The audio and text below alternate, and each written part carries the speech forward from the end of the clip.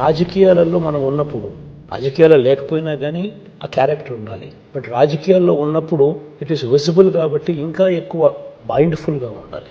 రాజకీయాల్లో ఉన్నప్పుడు ఒక రోల్ మోడల్గా ఆదర్శవంతంగా నీ జీవితం ఉండాలని ఉండాలి.